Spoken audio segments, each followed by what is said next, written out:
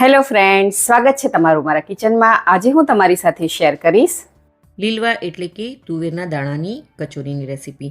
આ કચોરીનો મસાલો આપણે એક ગુજરાતી સ્વાદ સાથે એકદમ ટેસ્ટી અને ચટપટો બનાવીશું. એકદમ ફરસાણવાળાની દુકાન જેવા જ આપણે આ લીલવાની કચોરી બનાવીશું, જે ખાવામાં ખૂબ જ ટેસ્ટી લાગે છે. તો ચાલો રેસીપી શરૂ કરીએ.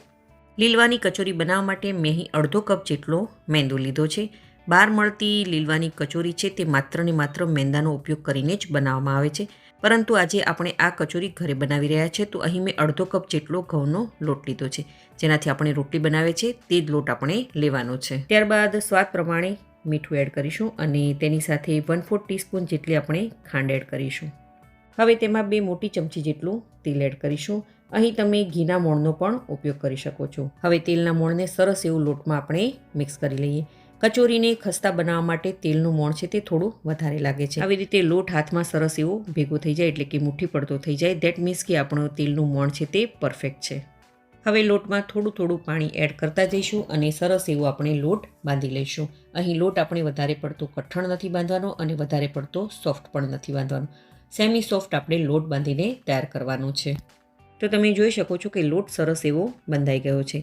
હવે આ લોટને આપણે ઢાંકણ ઢાંકીને અથવા તો કપડું ઢાંકીને તેને સરસ એવું કવર કરી દઈશું અને 15થી 20 મિનિટ સુધીનો તેને રેસ્ટ આપી દઈએ. જ્યાં સુધી લોટ રેસ્ટ થાય છે ત્યાં સુધી આપણે કચોરીનું સ્ટફિંગ બનાવી લઈએ. તો તેના માટે મિક્સર જાર લઈશું અને તેમાં આપણે એડ કરીશું જેટલા લીલી તુવેરના દાણા. અત્યારે ઠંડીની સિઝન ચાલી રહી છે, તો તુવેરના દાણા તમને સહેલાઈથી માર્કેટમાં મળી જશે. હવે તેની સાથે આપણે 1/4 કપ જેટલા લીલા વટાણા એડ કરીશું.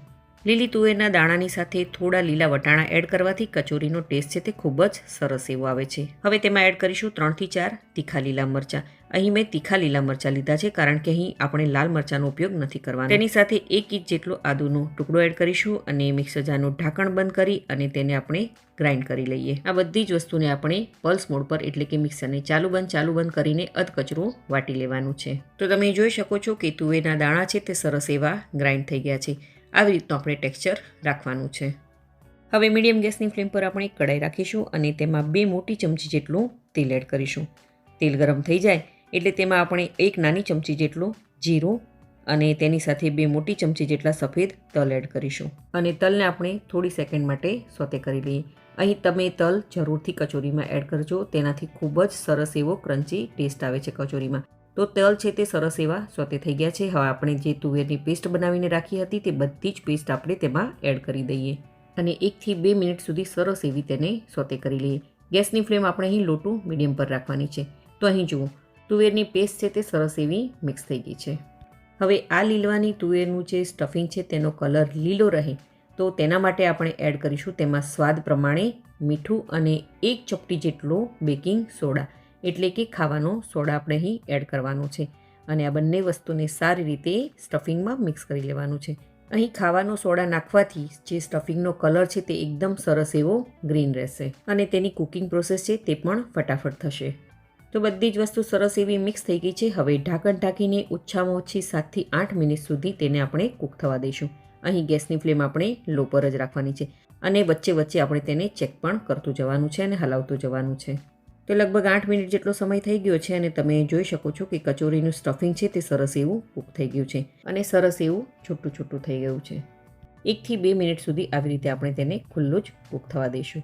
હવે તેમાં આપણે એડ કરીશું 1 ચમચી જેટલો ગરમ મસાલો, 2 નાની ચમચી જેટલી ખાંડ, 1 નાની ચમચી જેટલો લીંબુનો રસ એડ કરીશું.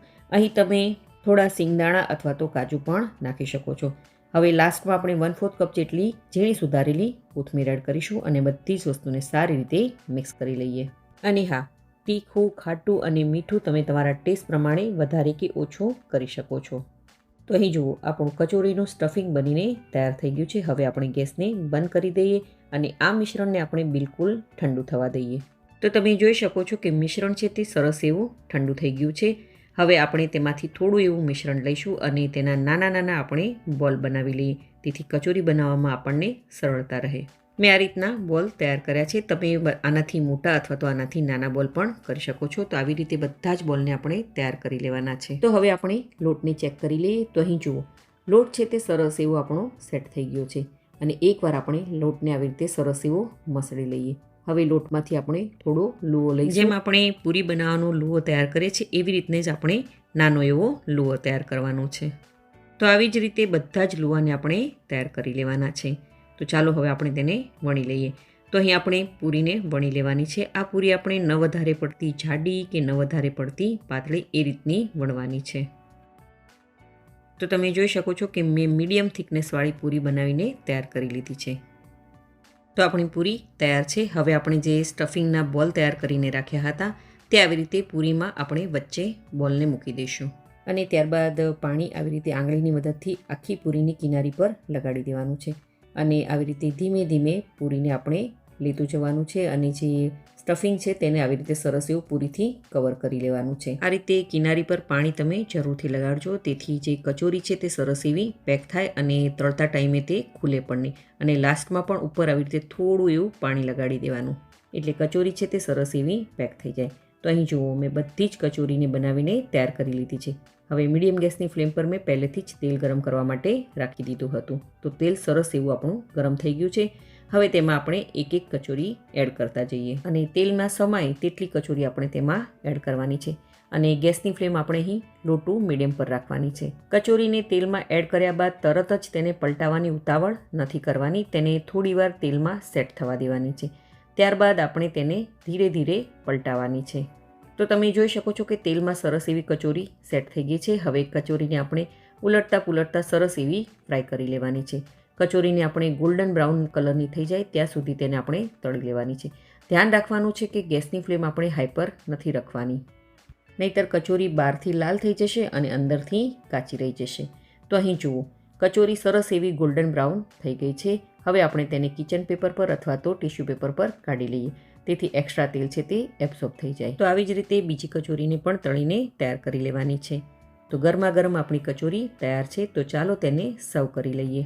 તો બહારથી એકદમ ક્રિસ્પી અને ખાવામાં એકદમ સુપર ટેસ્ટી આપણી લીલવાની કચોરી બનીને તૈયાર છે. આ કચોરીને તમે આંબલીની ચટણી સાથે અથવા તો ટોમેટો કેચઅપ સાથે સર્વ કરી શકો છો. ખૂબ જ ટેસ્ટી એવી લાગે છે.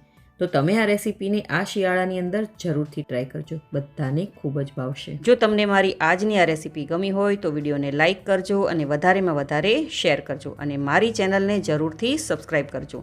તો ફરી મળીએ એક નવી રેસીપી સાથે.